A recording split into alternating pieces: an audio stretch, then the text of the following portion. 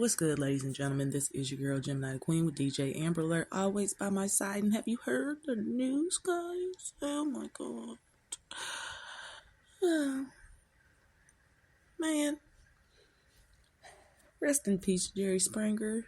Y'all know Jerry is an Ohio representative, and I am also an Ohio representative. So, ooh, it's a sad. Let's take a look back in time when Jerry Springer was just on the news. WLWT Cincinnati. WTTV5 Cincinnati.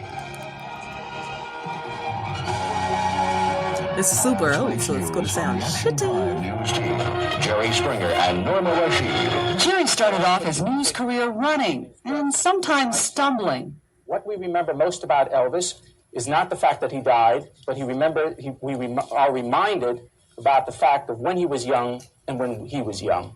We'll always remember Elvis. Norma? Nobody ever said television was the most difficult job in the world, but sometimes Jerry tries to prove otherwise, especially in the early years.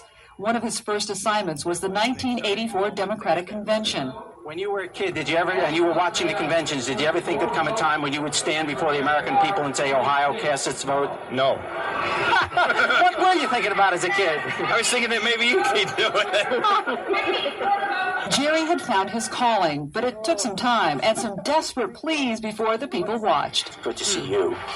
I care about people. I care about people who watch television. I care about people who watch Channel 5. I need this job. Sometimes the local news ratings wars could get to a person, and everybody became the enemy. What do you hate? We hate 12! What do you hate? We hate 9! We hate 19! In early 1989, we let Jerry go to the Super Bowl. We don't know if he ever saw the game. Who's going to win? Cincinnati.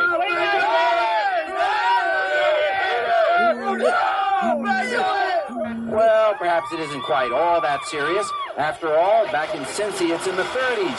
80 degrees here. Jerry always knew a lot about most sports, but not knowing much about basketball meant paying off bets, at least one, like when I bet him Duke would beat UNLV in the 1991 finals.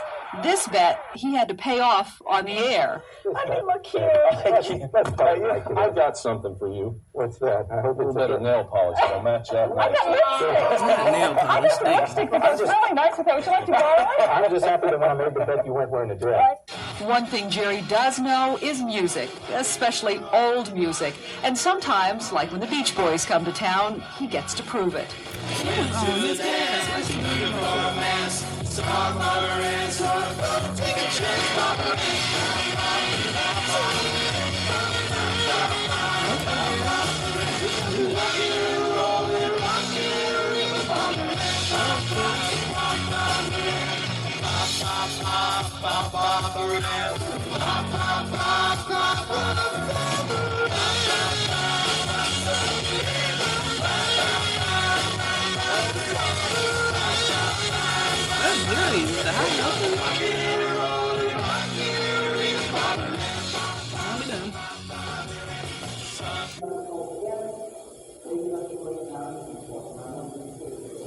Citizens of the state of Ohio are facing the potential of even greater financial burdens in the future. Things have treated us over the past 10 years. We should clean up our coal, and in exchange for us cleaning it up, offer it to our own citizens and businesses at a reduced rate. That way people would have lower utility bills, and we'd create an incredible incentive for jobs to locate in Ohio.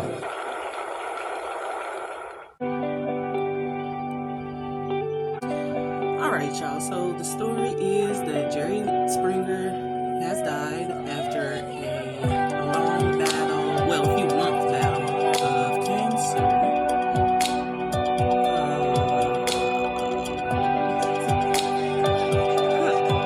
Let's see this. CBS News, take us away. And wild interviews and audience interaction, with the audience cheering over and over again, Jerry, who can forget that? It ran from 1991 to 2018. Springer's publicist confirmed his death to CBS News this morning. We're awaiting a statement from his family. But before that, he was a politician. Yeah. And he'd also, in a prior life, was a journalist. Yeah. And you're right, he was mayor of Cincinnati, I believe.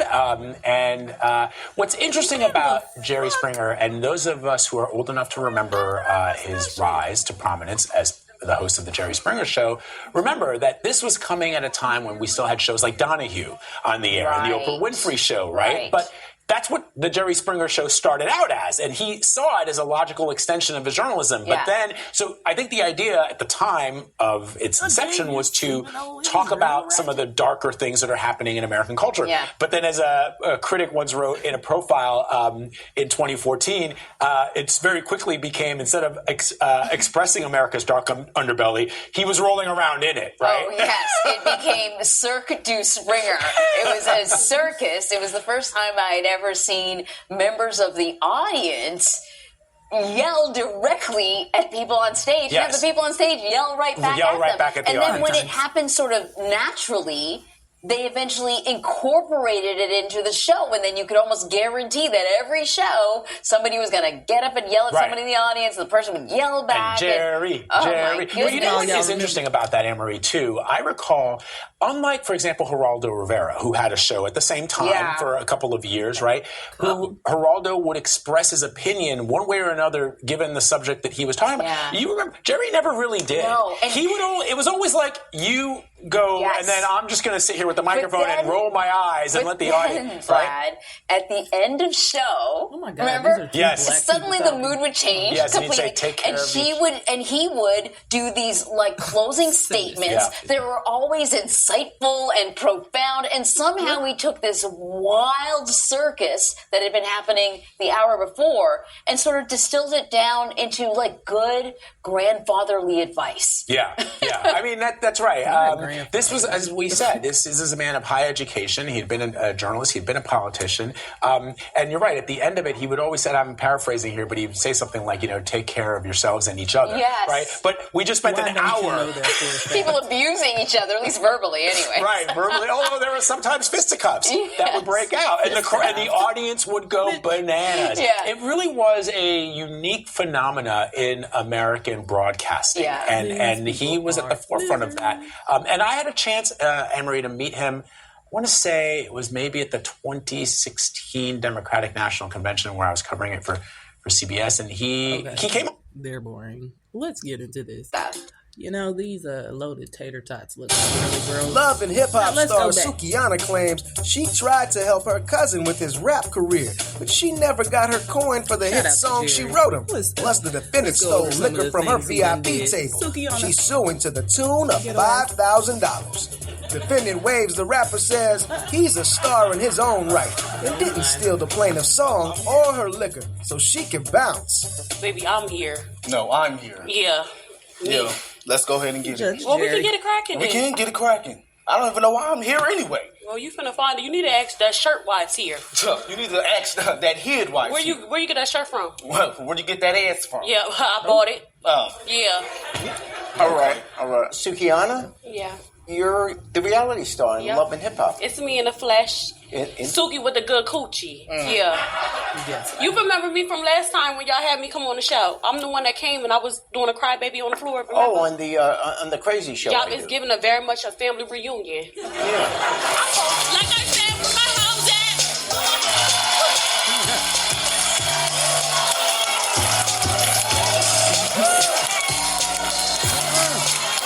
at? Okay. Sukihana, you are suing your cousin, Waves the rapper? Yep, that's me. Boy, his name is Isaiah. Waves the rapper? Yep, that's what it is. So we got Sukihana. Go ahead. Okay, Sukihana. so listen. I know a lot of people not used to me, so I got to explain myself. I know I'm a young, sexy, fine stallion, right? People don't know how to take me in real life because I'm very generous, you know? Yes. That's my cousin. I didn't even used to claim him like that. You feel me? But now I didn't used to claim him like that because it was a little weird when he was young. I'm gonna tell you about when he was young. His mama thought he was a genius because he knew how to play movies on a DVD player. But then when he got older and got in school, we found out that he really don't know. He don't know. They thought he was a genius. And he thought he was a pastor when he was 5 and he used to catch the Holy Ghost. Yeah, they used to put him in church suits and everything. So listen, me and him, we reunited, right? Yes. And, you know, I've been working on my career. You know, you done seen me in the WAP video with Cardi B. Yeah. Yes. Me and him rekindled. And I'm like, you know what? This is rekindling? Well, I don't really know what that word means. Huh? I don't really know what that word means, but I'm saying me and him both came together. Yes. Okay, so I said, you know what? I'm going to help you with your career. Yes. You know what? Because I write music for a lot of people. You write music, Yeah, right. I write music. I'm a perform rapper. And you write, yeah. Yeah. So I decided that I'll write you a song. Did he ask you to write some songs for him? Yes, because he can't rap. So I wrote him some music. You okay? Oh, yeah. I'm all right. So listen, I wrote him some music. He asked me to write for him so that he can maybe become something in life like me. You feel me? We're sitting in the room. I said, go ahead and make me a song. I told her, yeah, go ahead, make me a song. Go ahead. So I wrote him some music. I wrote him a hit song called I Do My Dougie and I Beef It Up. I told him, you're going to have to pay me $10,000 for this right here. I do my Dougie and I beef it up. My. Whew. Let's go way back. My name is Jesse and I'm 7 years old. I smoke cigarettes and roll weed. My favorite drink is whiskey. If you don't like it, you can shut the up. When my mom says I have to go to school, I punch her, I kick her, and slap her.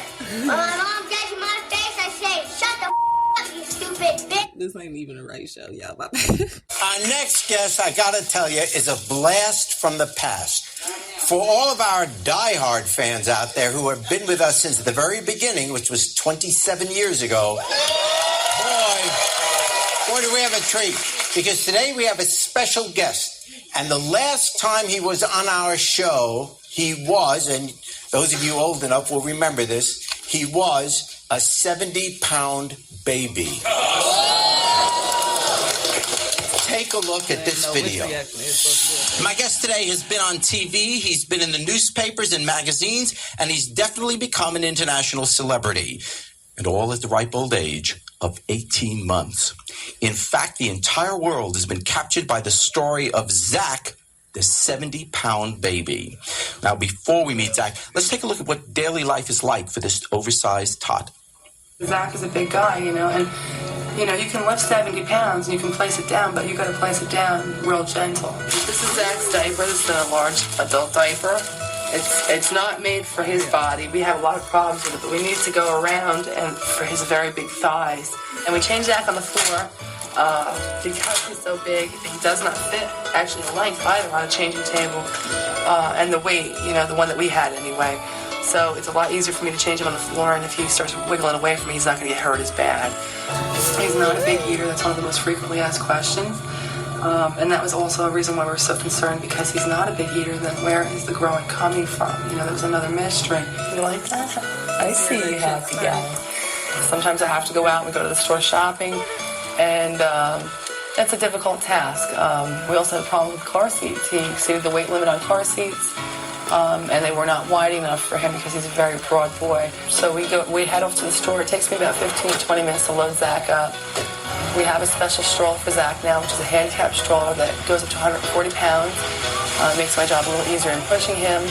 We go to the grocery store. It's kind of difficult because I have to push him in the carriage. He does not fit in the shopping cart. It's time to load up the van. That is a long thing. That can take anywhere from a half hour on, especially if I have a lot of groceries. Usually I put Zach in the van first and I get all the groceries loaded in and whatnot. Then we have to come home and unload. So it's a long day. It's very tiring. It plays a lot on the body. Both Chris and I get a lot of pain from Zach. I have a bad back, bad legs and stuff. And it really wears and tears. During the daytime, we like to go outside and play on the swing that we have out in the front of our house. It's an adult swing. It's like a love seat kind of swing, and we play on that. He likes to play in the grass and put grass in his hair and everything. He can't play too much at the playground because the equipment really isn't designed for him. The infant equipment is way too small for him. He doesn't hold up his weight, and he does not fit in the swings at all. Such a good boy, such a Gentle Giant. Wouldn't change it for the world. No doubt. Yeah, you know. Now, I know if you ever watched Jerry Springer, you remember these shows with the KKK and all the racist people and the audience going off on each other. Oh, yeah. Justin is your brother? Mm-hmm. Okay, let's meet him. Here's Justin.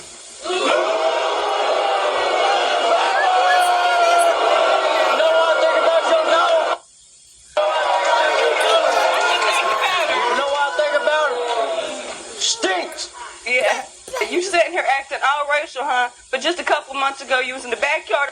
I was sitting there getting from a black girl, but you're so racial, right? Can you prove that? You disgrace of my family. Is that true? Disgrace of your family. Is that true? What happened in the backyard? Yeah, you know what? And I made a mistake. A mistake? Klan members don't do stuff like that. You're not racist at all. You do this because of your dad. Seriously, why all the anger? I mean, what are you angry about? I just don't like anyway. With me, I don't like. Hey, don't use that word. Use something else. I love my daddy's lifestyle.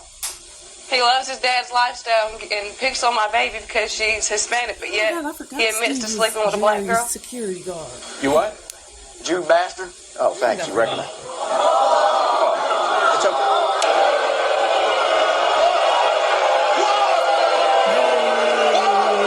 Why you gonna keep that Chico kid around me for?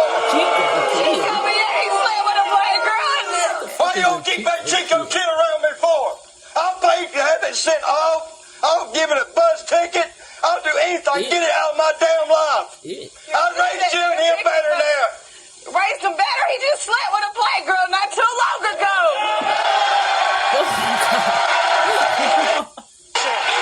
He tried to bust his son upside the head with a chair. We'll deal with you. You understand me? You understand me? I don't hate you. You understand me? You understand me, boy? Hey, don't choke him. I'll screw you up so bad the damn clan and family won't recognize you. And you, I'll deal with you when I get back home, young lady. You're not old enough to never get your ass whipped. You understand me? You can accept her. You can get out of my life. I don't need you anyways. You're going to sit here and put me down, but look what he's done. He's no better. He's doing this all to be put on for you. No, he ain't. You think that you're better than everybody else, but we all bleed He the don't same need to be like me. I raised him like I am because when I'm dead and gone on, he'll be the next Grand Dragon of the American Knights of the Ku Klux Klan. Hey, Robert. How you doing, Jerry? Remember me, Jew boy, from 1997 with the Klan up here? Remember me? How you doing? Yeah, by the way, it's Ku Klux Klan, not Klu Klux Klan. I am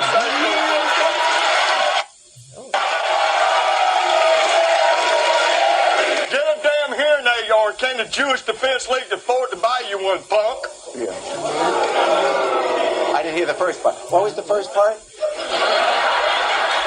you can't even damn hear. You need to get your hearing aid. What'd you do, go today and dance with the... Dance with the stars? What are you... By the Come way... on, speak up, punk. Okay. What's the matter? You ain't man enough to come up here and talk to me? No, you gotta hide behind it. He said Somebody, come on, speak to me right here, man, old man. Just because you're Jew and I'm Klan don't mean you can't come up here and talk to me. No. What's the matter with you? Let him respond. You what? You want me to come down here and talk to you? No, honestly, I don't want you anywhere near me. I'm sure you could hurt me. I'm pretty sure I could too, because we don't like your damn kind anyway. We don't like his kind, your kind, or any other underbreed kind. Yeah. Do you love your daughter? Yes, I love her. I love her to death.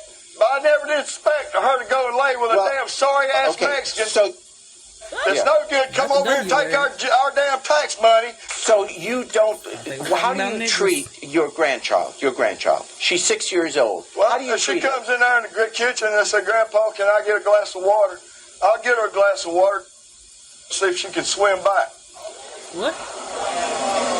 My other two grandchildren are pure white. I love them to death. I'll do anything in this world for them. The only thing I ever gave to that Chico kid was a birthday card that says a one-way ticket back to Mexico. I'm going to be at the hospital, and I'm going to see what nationality it comes out. And if it comes out, And it's going. The only thing that's going to be dragging behind that little is a noose, and I'm gonna drag it out the hospital. And if it's stop saying that word. What word? You know what word I'm talking about. Don't say it anymore. And that's called freedom of speech. Do you know your Bill of Rights, there, you boy? First Amendment. Yeah, and if her baby comes out, what exactly does the First Amendment say? It's going to have. You're not going to have nothing to do with What this exactly baby. does the First Amendment say? It says your Bill of Rights says you have a right to speak anything you want to say. Is that an exact? Yeah. And what else does the First Amendment say? You have a bill. Your Bill of Rights says you have freedom of speech, and that gives you the right to say what you want to say, no matter how bad it hurts somebody or how much it helps them. Yeah. But I will tell you this, Jew boy. Yeah. If her baby comes out any It's other Mr. color Jew than boy, by the white, way. What? it's going to be. If her baby comes out any other color than white, what's going to happen? The day it comes out of the hospital with her, she's coming out, and then behind it, the baby's going to be drugged behind it with a noose. You better put your daughter in the closet because I'm going to hang her. Put her in the closet. I wish you would hang her. I wish you would. You're going to say something about that, your niece. You need to sit there to be a part of her life. You sitting there missing out on a lot of my baby. You sitting there talking about she's a disgrace, but look at you. You ain't doing nothing. Disgracing the Klan member, sleeping with the black lady, and you sitting there making yourself all cool. That's the reason you ain't racist. And wasting the brotherhood's time. You're wasting the brotherhood's time. You're wasting my time, boy. You're wasting my...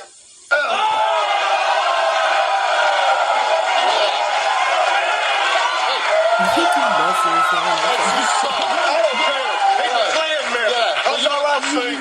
Don't be hitting your son. What are you, nuts? He should believe like that. Had I known his slip of it, I tell you one thing, him and her would not be on your stage. She wouldn't be alive, and he wouldn't be on your stage. I'm down that. Looks like a rock. Let's check out some more ghetto shit. And you know what? Here's the truth. There is no question that you could beat the hell out of him. You could probably beat the hell out of me. No question about it. But you know what? I would bet every penny I have ever made in this life that he will grow up and have a happier life than you will. Ooh.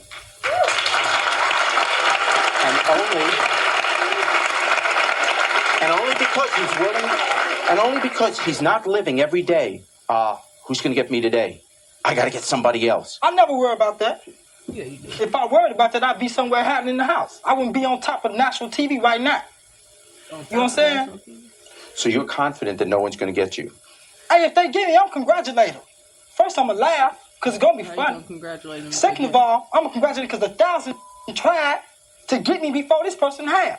Okay. So congratulate that person. So I can see if they got me. What would it take? And I'm just talking here now, okay? Because I don't want you to hurt me, all right? No, I ain't going to hurt you. I know. But what would it take if I didn't know you? I'm just walking down the street. What would I have to do, and we don't know each other, for you to kill me? For example, if I just walked up to you and said, damn, those are silly-looking pants. Damn, you'd be dead.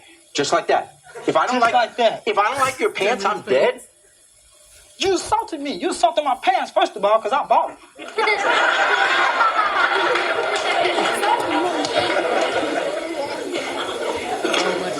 So that's okay. You would kill someone because they made fun of your pants. I beat you to death first. Because I like to see torture. Tell me about the people you've killed. Female or male? Female. Female, I looked at it I looked at it like, damn, I just killed a female. Stupid to say, but I'm going to say it anyway, because I'm going to do a stupid thing by killing you. Then, bang. It's either in the chest or the face. I'd rather shoot you in the chest. Because when you on the ground, to me, you know what I'm saying? I'm standing over you like, that's a pretty sight. You know what I'm saying? Self-snitching started. Then I'm going to face to the east and hit my chest like whatever else I'm going to say in my mouth. You know what I'm saying? Why is all these kids Hey, in the alley? Your mom must be proud of you right now. This is awful. Hey, if she's proud of me, God loves you, Mom. Yeah. I want you to meet John, Miko, Jeeper. And we also have Lawyer and Eva. All right. I'm going to get you kids' questions in just a second. Let me ask here, John, Miko, and Jeeper, you guys kind of hang together. Maybe you heard the stories that he talked about before. He admits to going around killing people. I said to him, I don't like you. If I went up to you and I said, boy, those are silly-looking pants, that would be grounds to kill someone. Yeah. Tell me your story. You agree with that? Hell yeah. You know, you disrespect me, you come at me in a way that I don't like, I'm going to handle you. Whatever way I got to. However way I got to. Yeah, but you know, so you just, I mean, some might be doing that, but you know, I got, you know, it depends what I got riding, because, you know, if I got something to lose, you know, like a lot of money or something, I ain't gonna do all that, you know, I'll have somebody else do it, or I'll do it myself, whatever gets me off, you know. Get you right. You get the pleasure of doing it yourself. Yeah.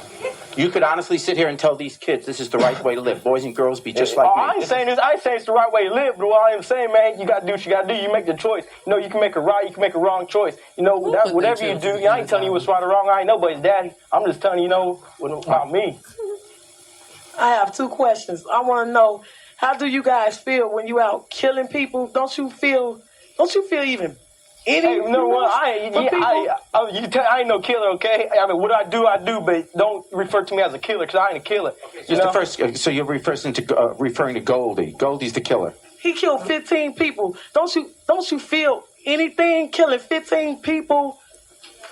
You know, that's a good question.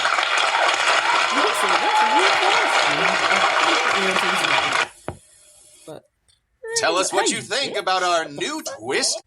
Well, yeah, in true fashion, true order, in the life and respect of Jerry Springer, we're gonna exit. Understandable to want the person you love to be committed to you exclusively, to be monogamous, to tell all other suitors or would-be lovers to back off and stay away. He or she is with you and only you. And indeed, you have the right to demand of the person you want to be the significant other in your life that kind of commitment. But you also have to know that love can't just be an obligation. The person you want has to want you just as much on his or her own. If you force someone to make a choice, to make a commitment, they may, in fact, under the pressure of the moment, choose you and make that commitment. But commitments made under pressure are unlikely to last. The truth is, for a relationship to work, your partner has to commit because he wants to, not because you want him to. Till next time, take care of yourself and each other. You know, it's tough to figure out how to save these relationships, but perhaps the most important question is whether these relationships ought to be saved in the first place. What's missing is a mutual concern about how one's partner is doing. Each side wanting freedom and control, neither willing to compromise their own desires for the person they once professed to love. I think it's a function of the age we're in, taking care of number one. I've got to do it for myself first. Well, that's great for building self-esteem and confidence, but I'm not sure it's a great formula for a relationship. Marriage and other personal bonds of intended permanence require not putting me first, but us first. And if that isn't a priority, then it isn't a relationship. It's merely a long date that ends when you've had enough. Our guests today have, or so it seems. Till next time, take care of yourself and each other. The cheating is wrong, but the question is now, where do they go from here? Perhaps they shouldn't be together at all. But what is certain is that if a relationship is to be saved, both have to want to save it. They have to stop bringing up and punishing each other for each other's past misdeeds. And until they make a decision, they have to remove all other parties from their romantic lives. Unless they're both willing to do that, the relationships have no chance, and there will only be more pain for everyone involved. Till next time, take care of yourself and each other. It seems so many of our shows deal with people fighting over the same lover.